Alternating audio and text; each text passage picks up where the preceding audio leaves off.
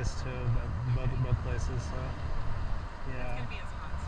Oh yeah, no, the heat's everything that I asked, like how come it's not like that over there? It's like that here, so it's like I feel like more in touch with this area. It's, Chino Hills. It's in between San Bernardino and Los Angeles.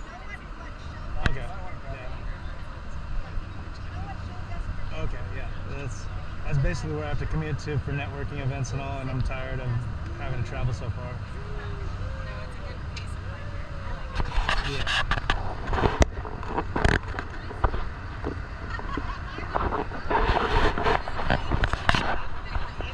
Yeah. I went up to Washington Park and it was really cool.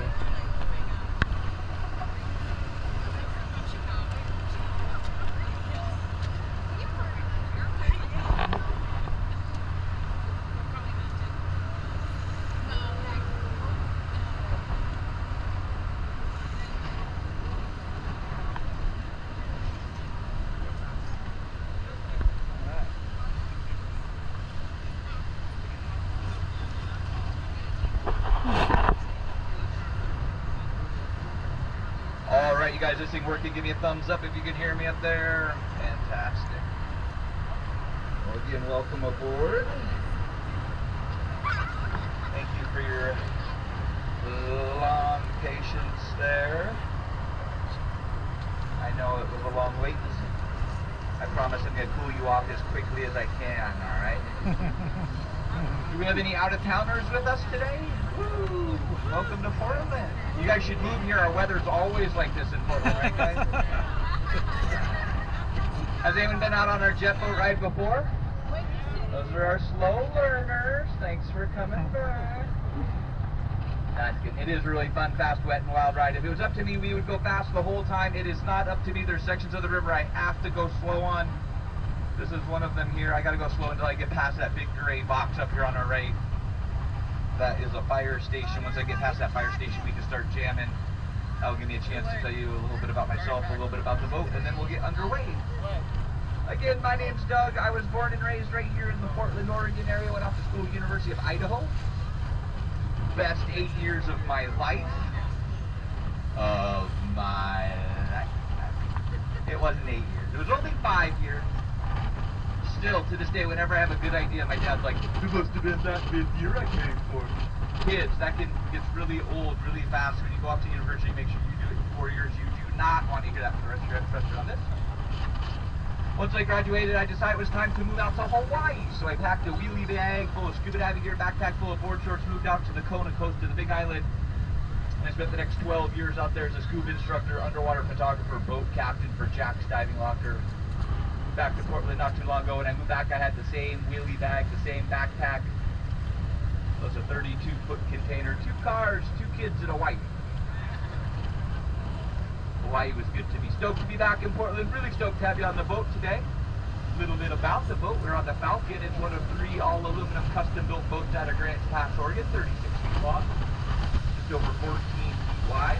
I have 3 Ford Raptor engines under my feet. When we're up and running, we'll have well over 1,000 horsepower pushing us around, reaching speeds of right around 15 miles an hour. I see some really nice hats up there. I do not turn around for hats, so if that's your lucky hat, you might want to turn it around, tighten it up, sit on it, put your ponytail through that little hole in the back, hook up the rodeo strap. You decide. That goes for any electronics you may have brought with you: iPhones, iPads, iPods, MacBook Pros, Mac Minis, Mac Airs, Mac Lights, Mac and Cheese. Any other Apple product I failed to mention, or non-Apple products such as a camera or a Walkman. Who remembers what a Walkman is? Anyone? Yeah, that's my demographic. I had the yellow one, the Sport. You remember that? If you brought any electronics on board and they get wet and ruined, that's on you, not on me. If you brought any family members on board and they get wet and ruined, that's on you, not on me. I think that about covers it. Oh, one last rule, you guys. Unless I invite you to stand up, please remain seated at all times. That's for your safety as well as the safety of those around you. You guys ready to rock and roll? Woo!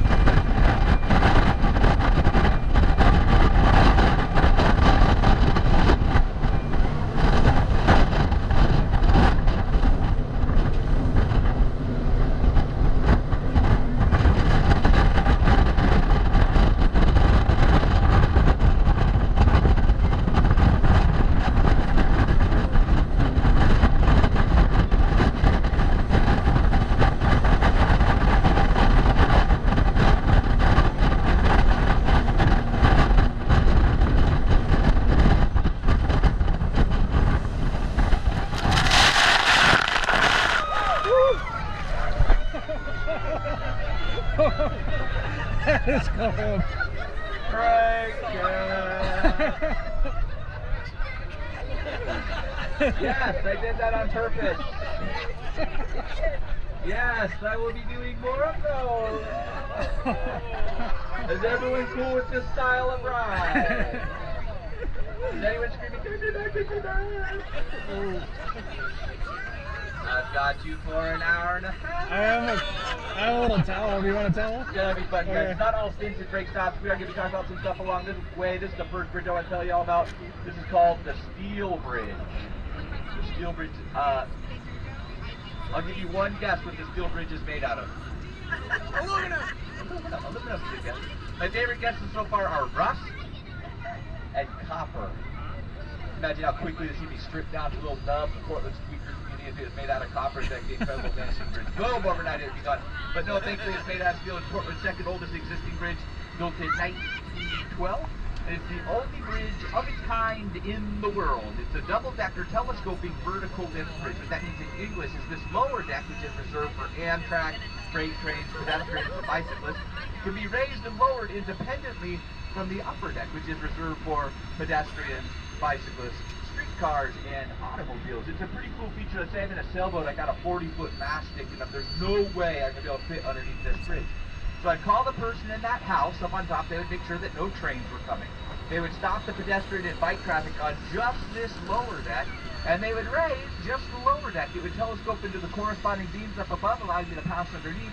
And you could be riding on a Max car on that upper deck and never know that half the bridge is being raised. Right? Really, really cool. If you look at the very, very, very tippy top of this bridge, you see those metal cables running back and forth up there.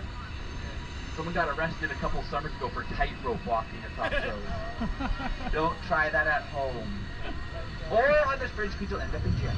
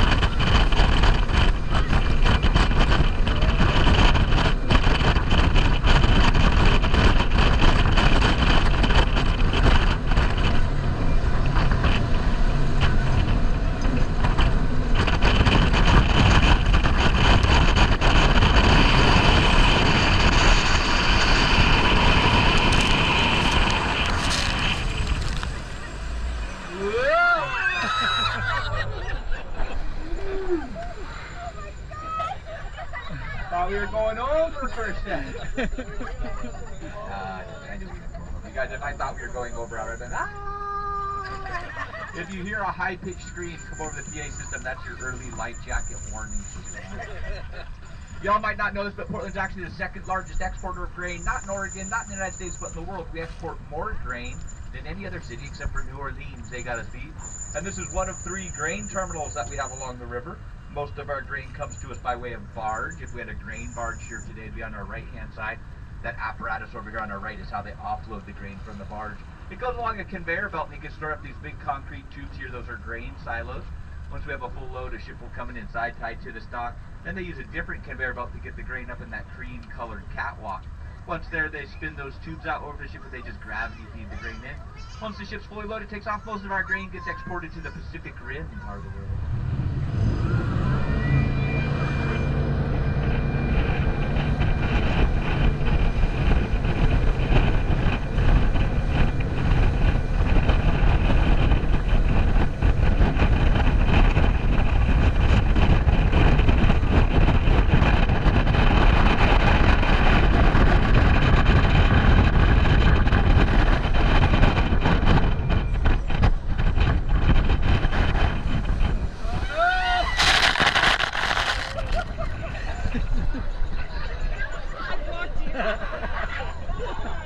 This is I just need not a grain dock. I just need to duck down behind you, that's all. It's a huge exporter of grain, or a huge importer of cement. And the way they offload cement from a ship is with a giant vacuum. The vacuum actually is right now sitting right behind this red boom in front of us, that gray cylinder. They hook it up to one of those red booms one at a time, kind of like a hose attachment. And then they have a remote control, and they can articulate that boom in any direction they want. You don't want to be anywhere near the suction of this bad boy. It'd suck you up in one piece, spit you out in about 1,000 pieces on either side. It moves kind of slow, but it's pretty fun to watch him do it. All right, we're gonna head all the way down to Swan Island. It's about a 5-minute jaunt downriver. Kick back, relax, enjoy the ride. I would keep one hand on the boat if I were you.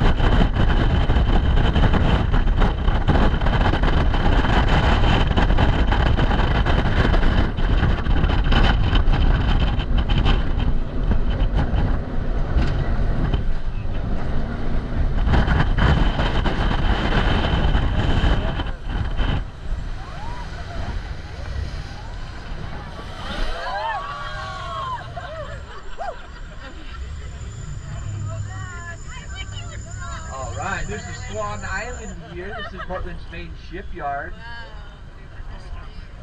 You can see we got a couple Navy ships here. This is like the perfect example of the before and after a dry dock session here. This boat here on our left has come out of dry dock. This one on our right needs desperately to go into dry dock. These ships are basically like supply support vessels for the Navy. Many of the Navy ships are so big they can't fit into many of the ports around the world. So what they would do is send in a small ship like this. Yes, to the Navy this is a small ship. It would go into port, it would load up on all sorts of supplies, and then it would drive out into open ocean, and they would transfer the supplies off this ship onto much larger vessels. You've seen the refueling of the bombers mid-air. It's kind of like the same idea. They pull up alongside of each other. They're going about 7 or 8 knots while they're doing this out in the open ocean. It's pretty impressive. They take basically like a spud gun. If you don't know what a spud gun or a potato launcher is, ask your parents. They probably built one of those when they were a kid. Not that you should. It's basically a soft projectile that they launch from one boat to the other that has a line attached to it, and then they pull that line across, and then they pull a bigger line and a bigger line and a bigger line. The next thing you know, they have like a zip line basically going from one ship to the other, and they can send all the supplies from one vessel to the other. If you look straight ahead, you'll see some black hoses on that one crane there. That kind of look like hoses from the gas station. That's basically what they are. That's how they transfer liquid. So it could be gas or diesel, rather, hydraulic fluid, milk. Okay, maybe not milk, but the rest of that stuff definitely. Let's go take a look at the big dry docks that we're going to be pulling these big ships out of the water.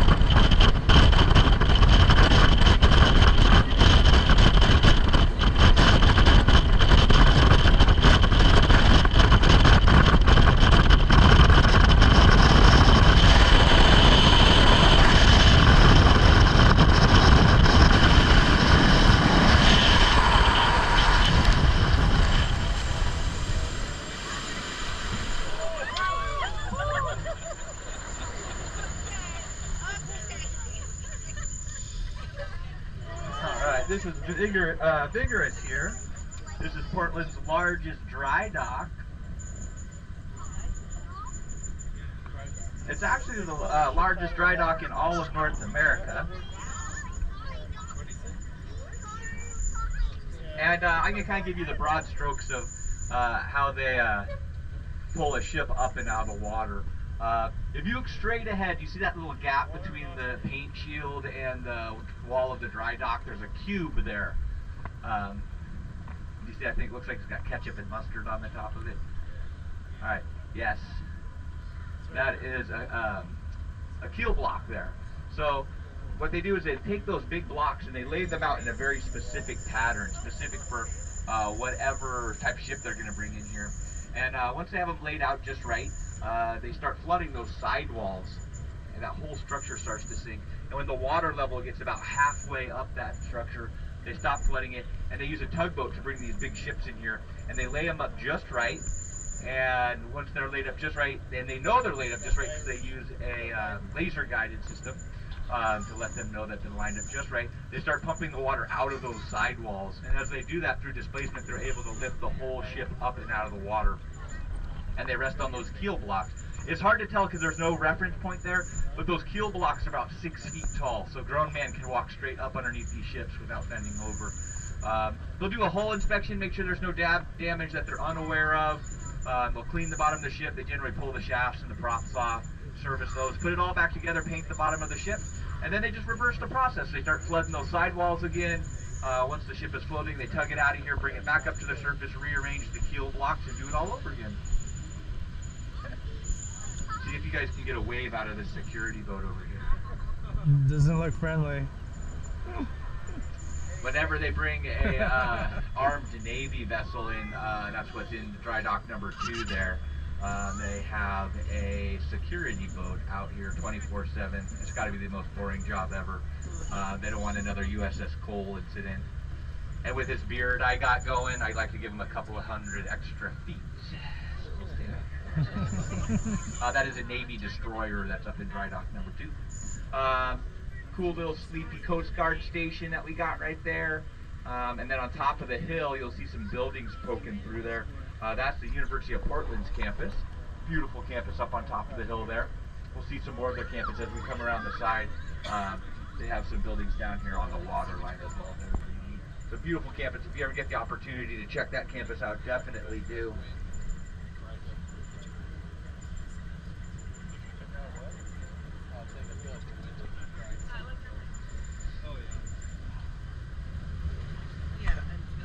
Hey. All right, you guys ready to try one of those How's it spins working? I was talking about?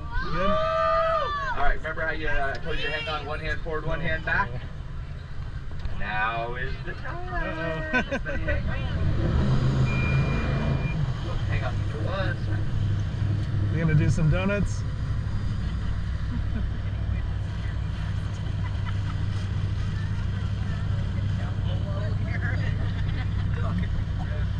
Yeah, I'll duck down behind you, so.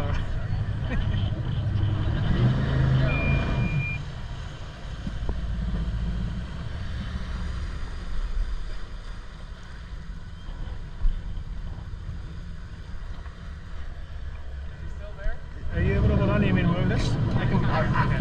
Got it.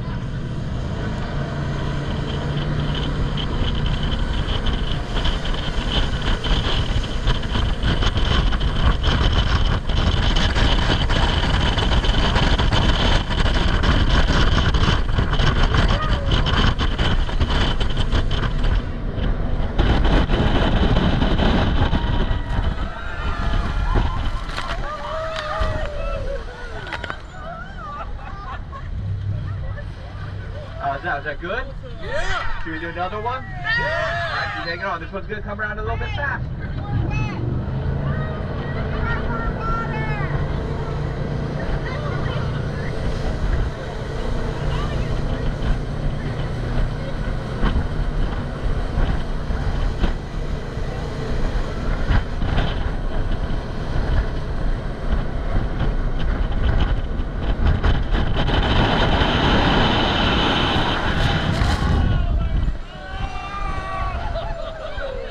You guys, I'm starting you off on light. Don't get cocky on me. I'm going to slowly increase the spin until I fling one of you off.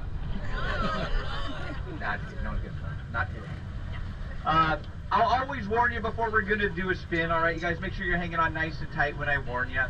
If you ever hear my voice come over the PA system while we're going fast, but you can't understand what I'm saying, I'm asking you to hang on. I'll never be telling you anything else besides, it's spin time, or something along those lines. So, hang on when I say that. If you're sitting next to somebody who isn't hanging on after I ask you to, feel free to elbow them in the ribs and say, hey, you said to hang on. All right. I'll warn you before any more spins. You can relax the death grip for now. All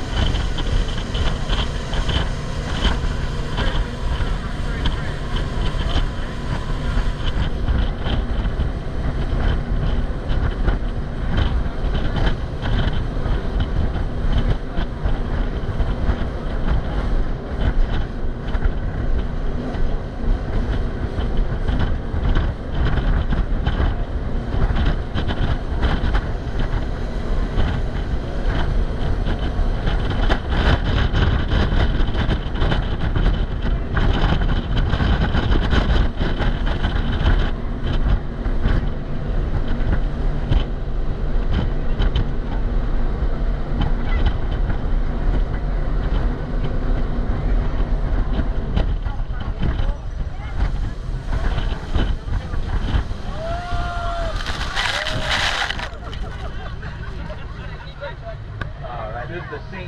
We're going to drive right up and underneath this one, but I like to kind of stop from a distance and give you the wide angle view. This is my favorite of all the Portland bridges. It's Portland's tallest bridge. The deck where the cars are going over there, that's over 200 feet in the air. If you look really close up at the top of those spires, those are over 400 feet in the air. If you look closely, you can actually see Batman hanging out there. Nah, it does look like Gotham City Bridge though, doesn't it? I personally think they need to put a big statue of Batman up there, the cape that flaps in the wind. That would look pretty sweet. But if you do look closely, you can actually see some red blinking lights up there. Those are aviation lights. It was Portland's first bridge to get aviation lights. There was actually a safety commission that wanted Portland to paint this beautiful bridge black and yellow striped, like caution tape. But Portlanders in their infinite wisdom said, no way. And on St. Patrick's Day, they released that it was going to be green. And it's been green ever since. Let's go take a closer look at it.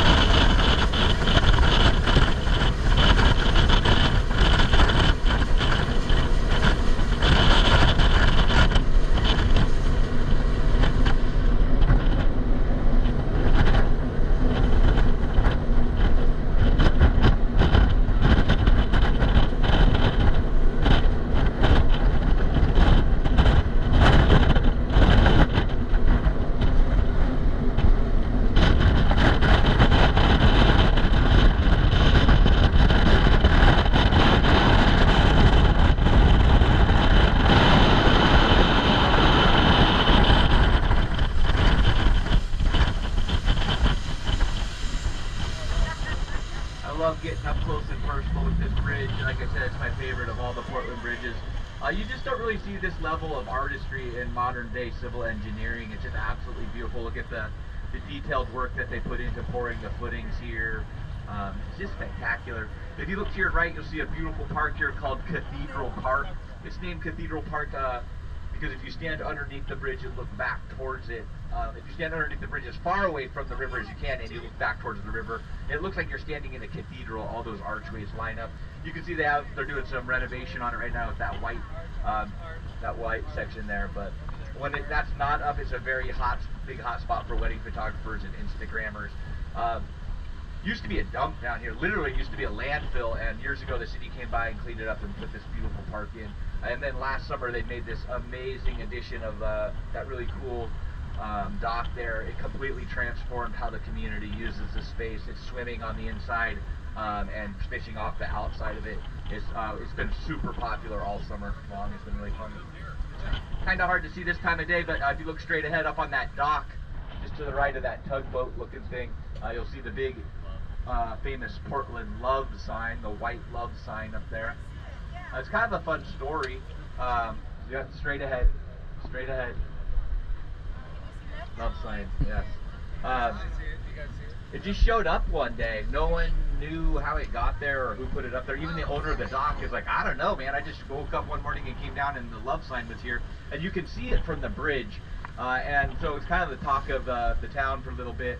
Everyone was wondering about the love sign. And a couple of weeks later, the artist came forward and said that they just wanted to put a marker out there to remind people to love themselves and to love each other and go through their day that way. But since they had to sneak it down here to erect it up, they had to make it out of wood. And it started falling apart rather quickly. And the owner of that dock contacted the artist and said, you know what, everyone loves the love sign. I love the love sign. I love the message. Come down here, let's make it out of metal and make it permanent. So now it's a mainstay down here. If you have access to Disney Plus, check out a really cute movie called Tinny Failure. Have you guys heard of that movie? No. It's probably haven't, but it's a really fun made-for-TV movie. The love sign's in it, Cathedral Park's in it. If you're from the Portland area, you might recognize Mississippi Street and Alberta Street. It was filmed all here in North and Northeast Portland. Really, really fun, cute family movie. Hey, someone took my boat out without asking on our left-hand side over there. Oh, the nerve. I wish.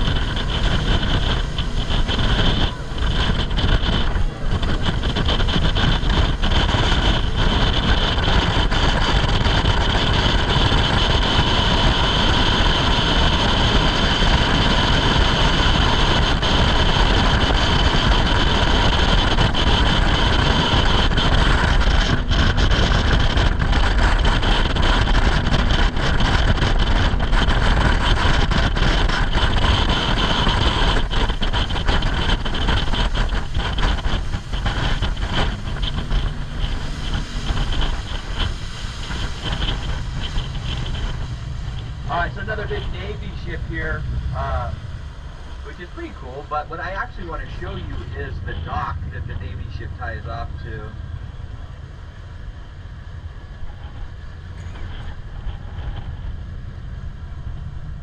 If you look closely at it, it kind of looks like the hull of an old ship, that black thing that the big Navy ship tied off to. And that's because it's the hull of an old ship. That is an old Liberty ship that was built here in the Portland or Vancouver area during World War II. A lot of those Liberty ships were built here. A Liberty ship is basically like the World War II version of that supply vessel that I showed you over there by Swan Island that transferred the material. It was a cargo, army or a military cargo vessel, basically. Vessels. They made a whole bunch of them here. After World War II, that one came back to us, and they removed the bow and the stern, the front and the back of the boat, attached it to the shoreline here, and it became the primary dock for Terminal 4 for many years. It's now kind of an auxiliary dock, but still totally serviceable. I love having a little bit of history here. You see those two black X's on the side of the ship there. If you ever see a ship that has those on, it means that they have bow thrusters. Bow thruster is basically a prop that's sitting sideways or left to right or starboard to port in the vessel there up on the front, up on the bow. If you can imagine trying to parallel park this bad boy, it would be pretty hard. So they put two bow thrusters up there so that they can kind of walk it left and right as they're bringing it in. Each link in those chains is over a foot long, pretty impressive. Let's go take a look at the back of the ship and the primary dock for Terminal 4.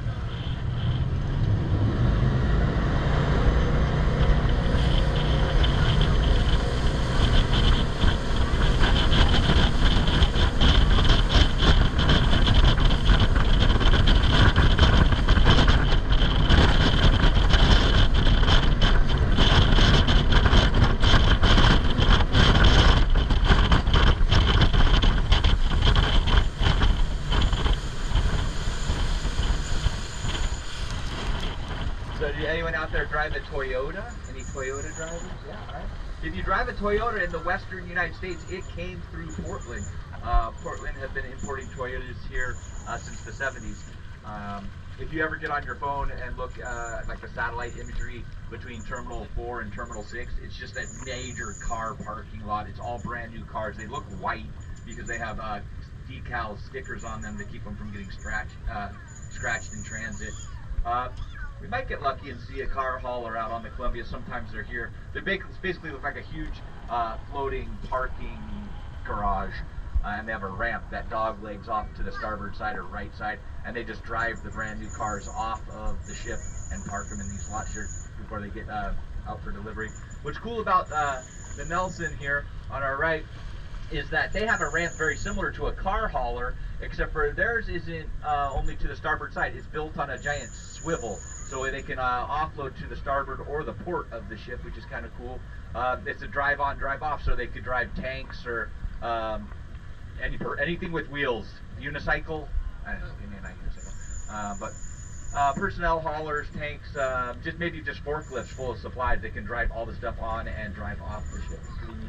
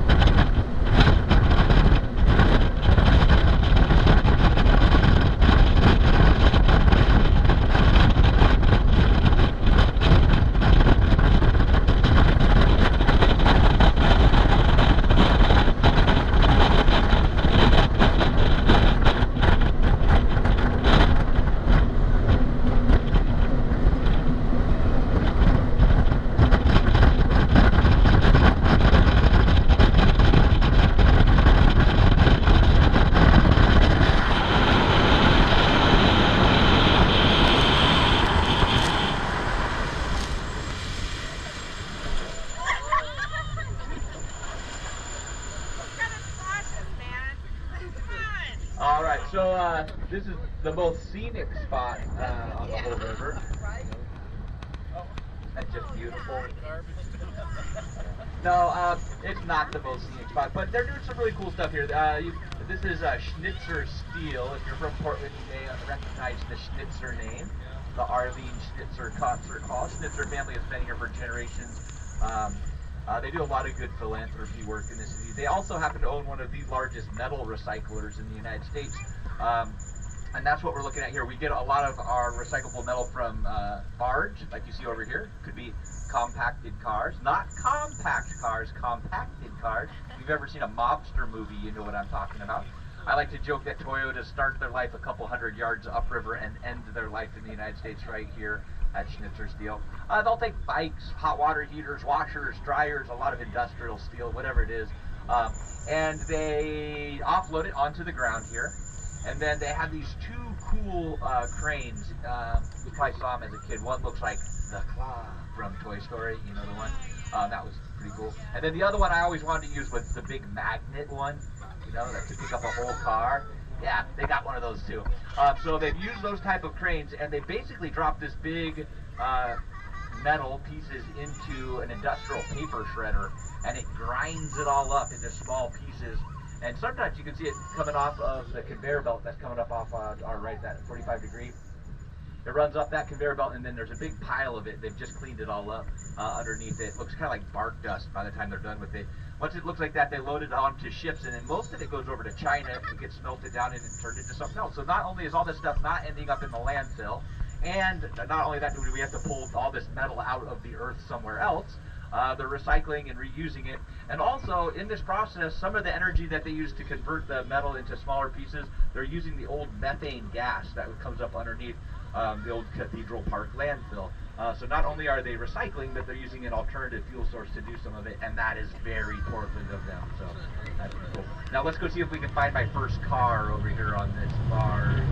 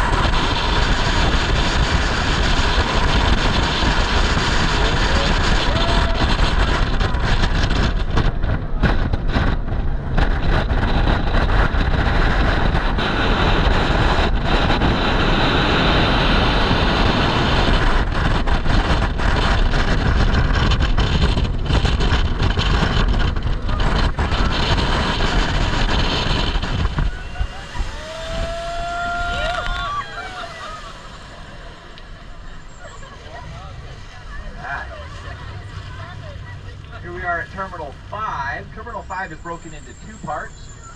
One of them is on the left here. That's the second of the 3 grain elevators that we have along the river here.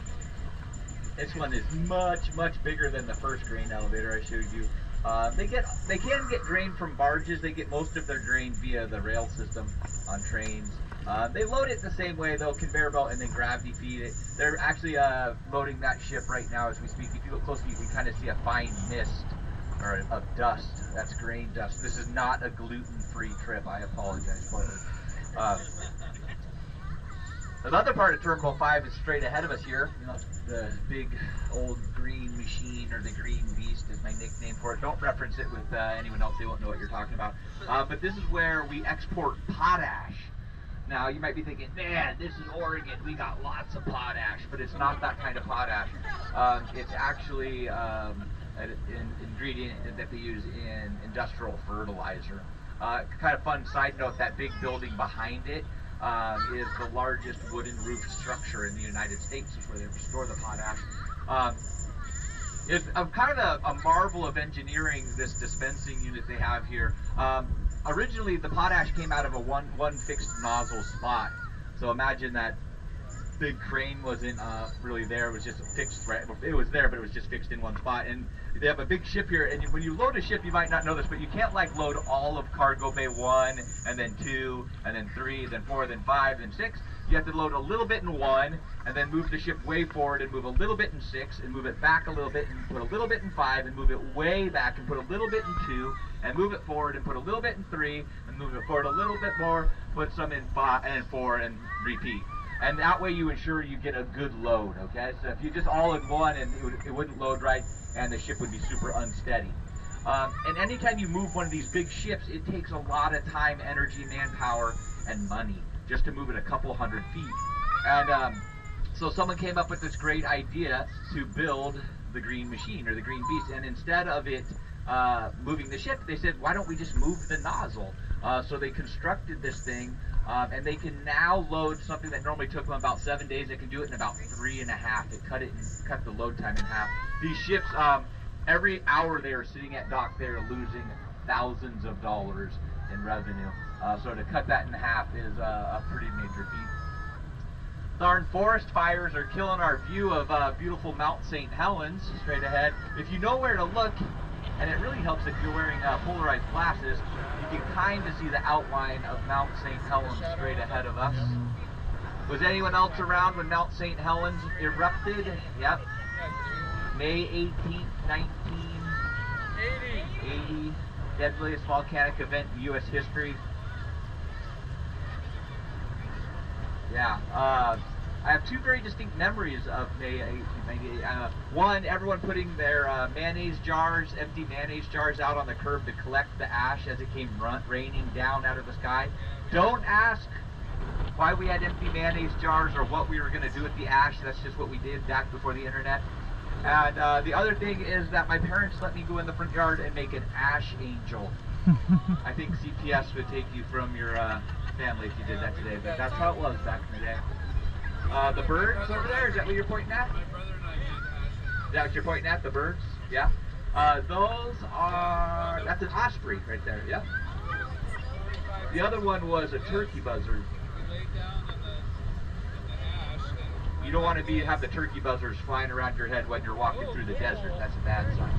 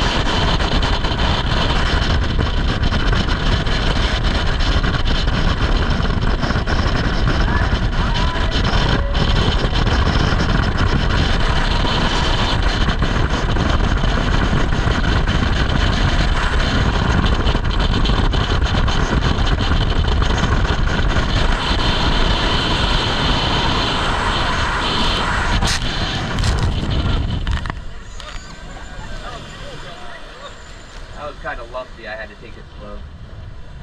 Did you guys notice how that one tasted a little bit different? That's because we're on the Columbia! Woo-hoo! Made it.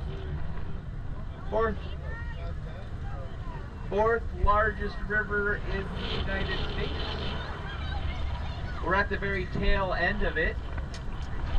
If you look off to your right, about 1,500 miles up to the foothills of the Rocky Mountains up in British Columbia, you'd see the foothills, or the headwaters of the Columbia.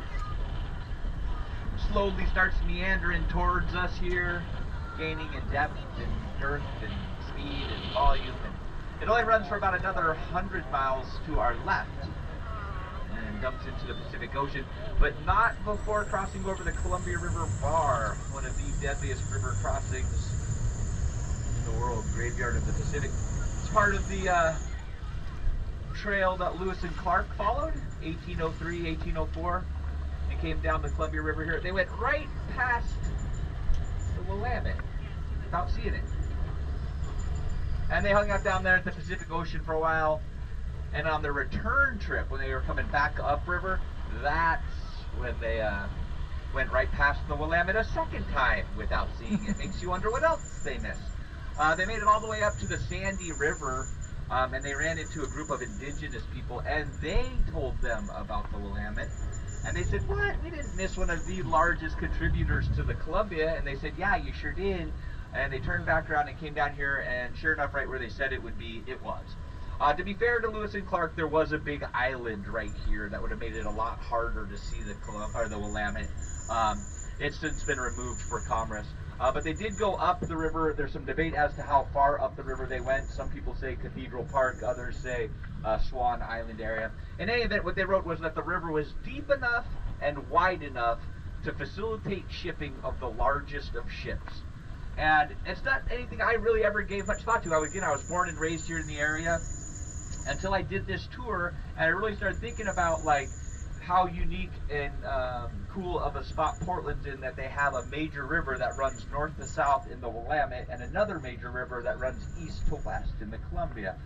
You combine that with our rail system and our access to the interstate, and we're a major hub for stuff coming in and out of the country. Terminal 6 off there to our left, that's our Oregon's only container terminal. And then if you look up the Columbia on the left-hand side, you'll see the Port of Vancouver up there, a lot of the same industry that we already talked about. Someone was pointing out the osprey earlier. There's osprey's nest on that river marker straight ahead of us on our left-hand side. You can look closely, you can see an osprey up there.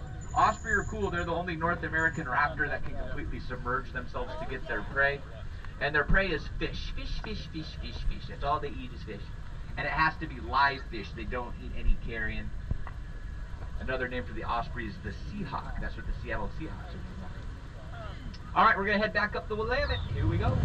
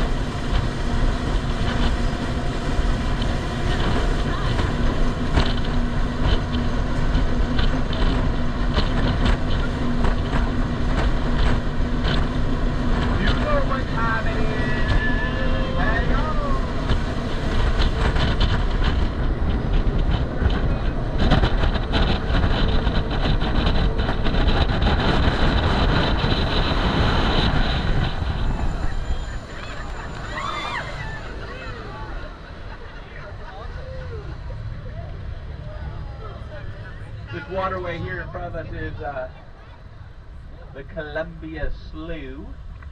20 years ago, the Columbia Slough had a really bad, well-deserved bad reputation for being pretty filthy. It runs through a pretty industrial part of North Portland.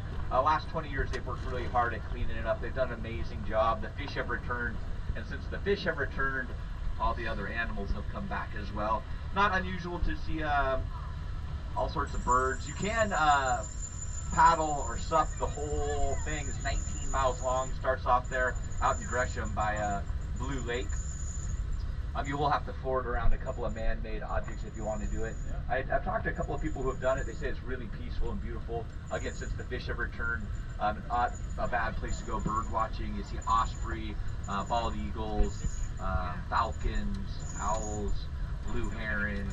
On the land and water, you'll also see river otters, beavers, coyote all on the edge there. You'll see a lot of people recreating around it. Some people fishing out of it. I wouldn't eat the fish out of the Columbia Slough unless you like your fish with 3 eyes. But that reminds me, what do you call a fish with no eyes? It's a spelling joke. To our left there, you'll see Kelly Point Park. Great recreational spot in the summertime on the weekends with. There's some people down there now, but in the heart of the summer, there's a lot of boats pull up there, people barbecue and dogs running around. Looks like a good party.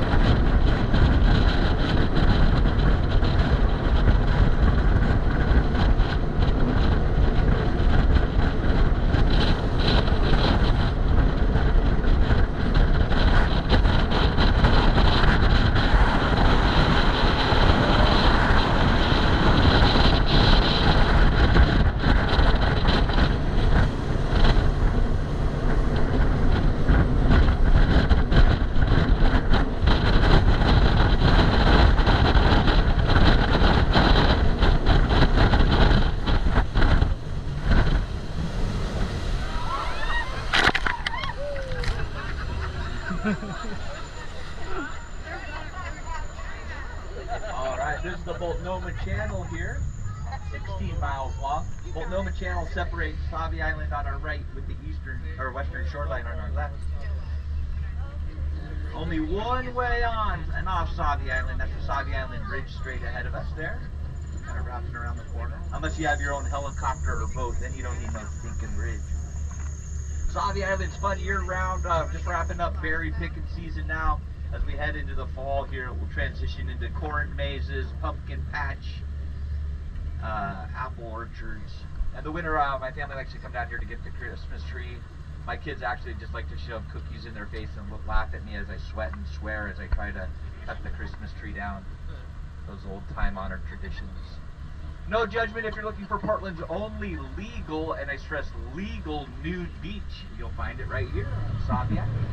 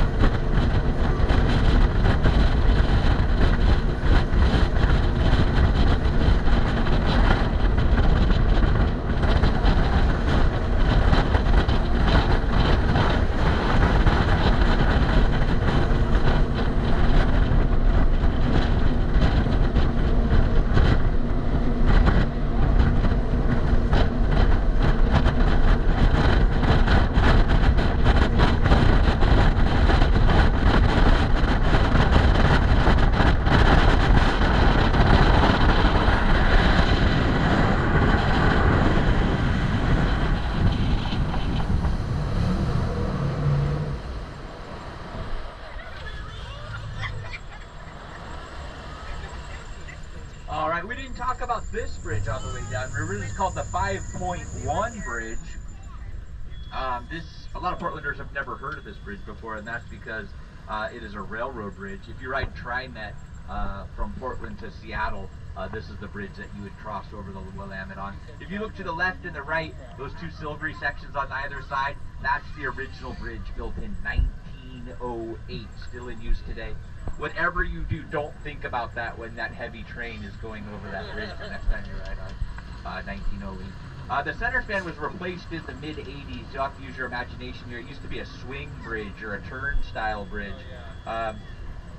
Imagine a big pillar right in the center of the center span, and that center span would rest on the center and right in the middle on that single pillar. And it was a big ship was coming in. They'd stop the train traffic, and they would rotate or swing that bridge, and it would go up and down the river, kind of in the same orientation that we're in right now. And if you were in a big ship, you would have to shoot the gap between that center column and the support on your right, or that center column and the support on the left. And as you can imagine, that was a pretty narrow little gap. And as the ships got bigger and bigger and bigger, it got harder and harder to fit through here, and enough ships ran into this bridge that they decided to convert it into a vertical lift that we have today. We got some young folk on board today. Do my young folk like reading? Do I have any young readers out there? Come on, get into reading, you guys. You'll love it for the rest of your life. Well, if you don't love to read, but you have to read a book this school year, you might want to pick a book called Wildwood. It's a pretty cool book written by a local author. And it starts right here. It actually starts in the St. John's neighborhood, which is behind us in the right. But the first chapter is dedicated to depicting this scene that you're looking at right now. They talk about the St. John's Bridge on our right. They talk about the 5.1 or railroad bridge on our left. And then the rest of the story takes place in the Wildwood, which is Forest Park, which is laid out before you. Forest Park runs from as far to the right that you can see, as far to the left that you can see. That whole thing is Forest Park. It's Portland's largest city park. Great park to get lost in. Lots of fun trails and hikes up there. Wildwood, great book to get lost in. Check it out. So a lot of times people ask me, do we have any toll bridges here in Portland? We don't. We don't have any toll bridges, not yet. We do have a troll bridge, and I'm going to show you the troll that lives under the bridge. All right. If you look straight ahead, that cement footing, you'll see a red light. You guys see that red light straight ahead of us up on that cement footing? Just to the left of it, there's a little white troll sitting underneath that big black metal thing. And a lot of people don't know this, but he's a good luck troll, and if you wave to him, you'll have good luck all year. Yeah, get both get the double wave going. Get all that luck. He's just a little troll.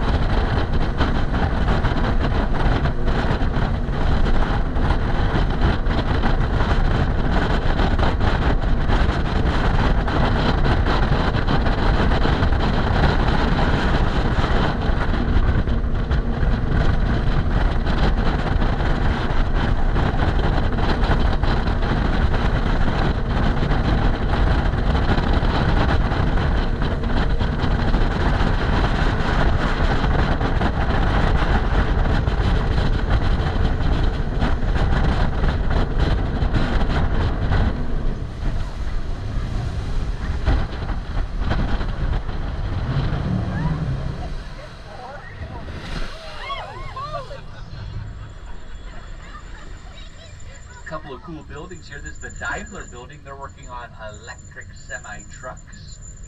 They're also working on what I believe is Stephen King's next novel, which is self-driving semi-trucks. Sounds like a really bad idea to me. It's probably the way of the future. The idea, like right now, if you had 5, 6, 7 semi-trucks headed south on I-5, there'd be a couple miles between each other. They wouldn't really know what the other one was doing or where it was. But if you had a central computer controlling those trucks, it would be much easier for them to take over the world. I mean, much easier for them to link up and create kind of a semi-truck train. And they can get the space between each truck to be really small, and the benefit of that is they can draft off each other, saving tremendously on fuel. It's probably the way of the future. It just scares the bejesus out of me. Another cool building straight ahead. It's gray, colorful, sprawling building up on that hillside there, or up on top of the hill. It's hard to be gray and colorful at the same time. Somehow they managed to pull it off. That is the Adidas headquarters for all of North America. Portland's become quite a hub for quite a few shoe, sports, apparel companies just in the greater Portland area here. We have Adidas, Nike, Under Armour, Danner boots, Columbia Sportswear, Keen Footwear, and On Running, all based out of Portland here.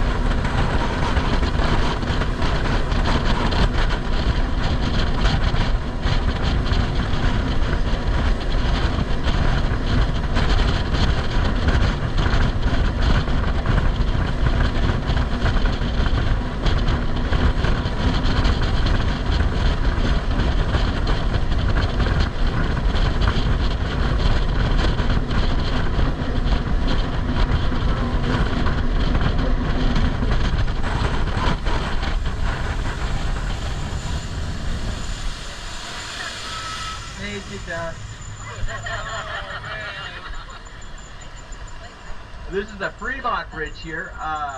This is one of Portland's newer bridges. It was completed in 1973, and a couple years before they had it completed, they just had the approaches done. An approach on a bridge is the part of the bridge that does not come over the water.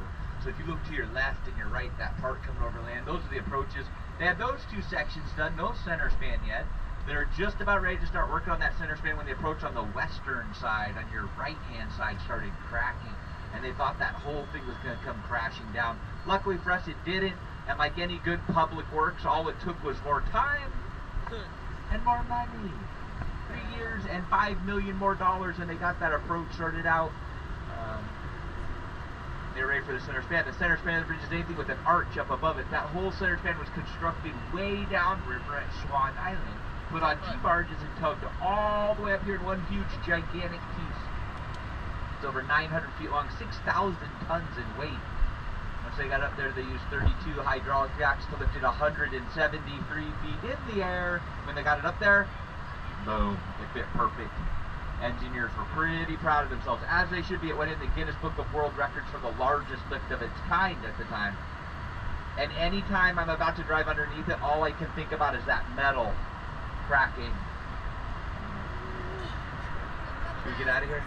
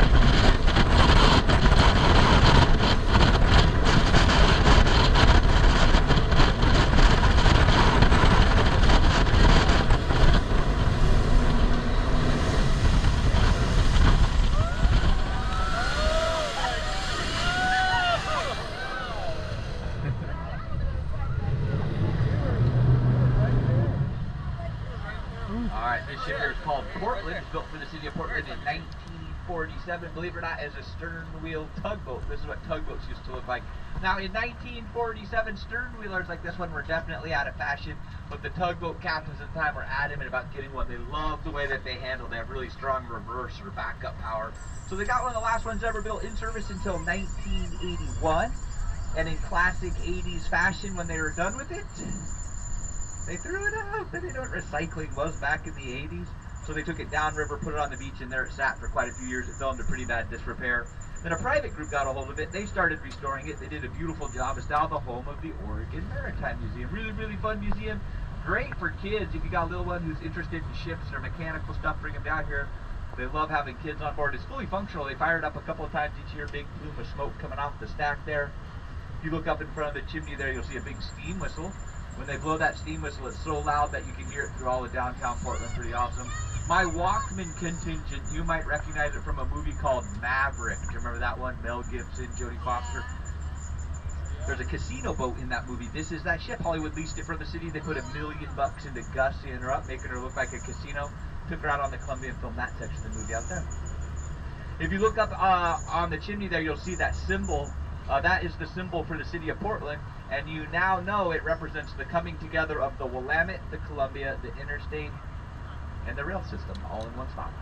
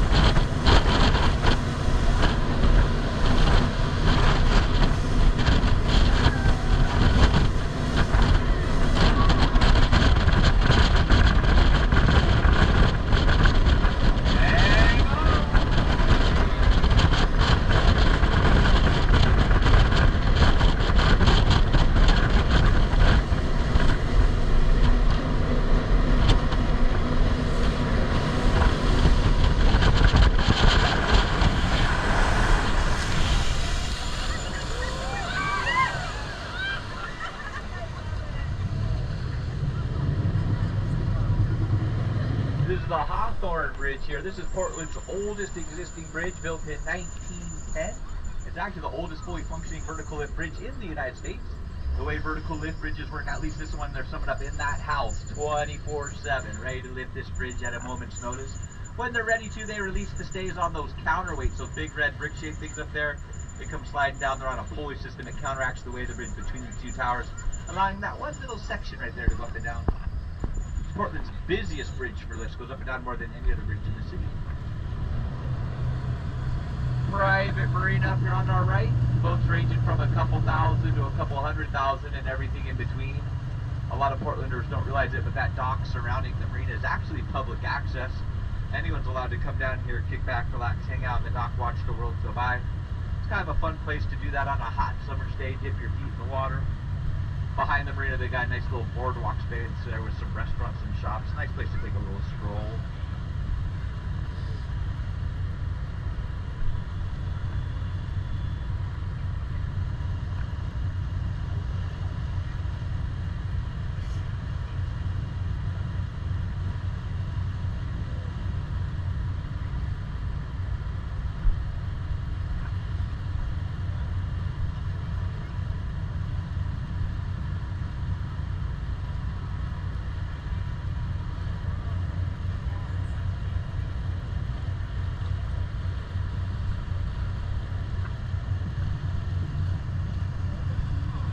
On our right, you'll see a couple of park benches on either side. Great place to come down and have a little picnic. Unless you're in my family, then it turns into a nitpick, but that might just be us. All right, you guys, we are almost out of time. OMSI up here on our left, but I think you have officially earned yourself a grand finale. What do you say? Alright, so the rules for the grand finale is that you got to start hanging on with two hands right now. Keep hanging on for the whole rest of the trip. I will warn you when it is, or let you know when it's safe to let go, okay? Hang on. Do a whole bunch of spins, break, stop, swallow-roos, get you guys nice and wet for your holiday Sunday evening.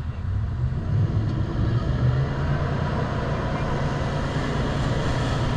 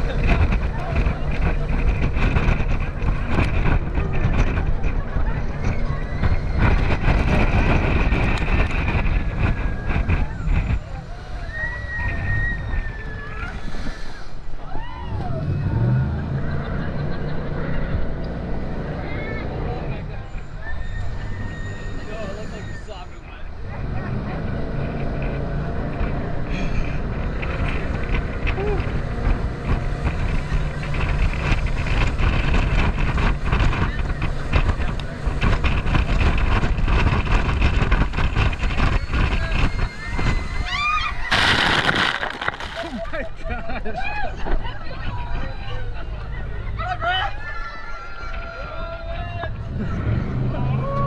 Is that keeping you dry? Yeah. I'm already soaked.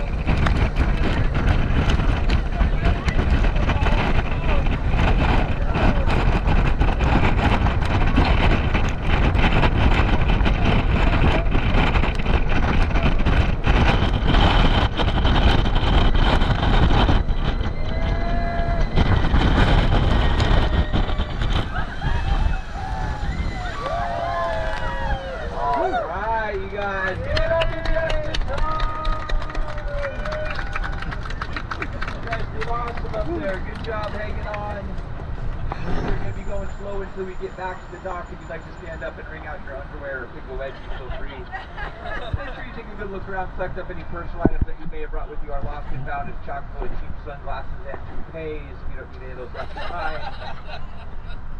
You were issued a child's life jacket. If you wouldn't mind bringing those off with you, I'd really appreciate that. We store those on the dock.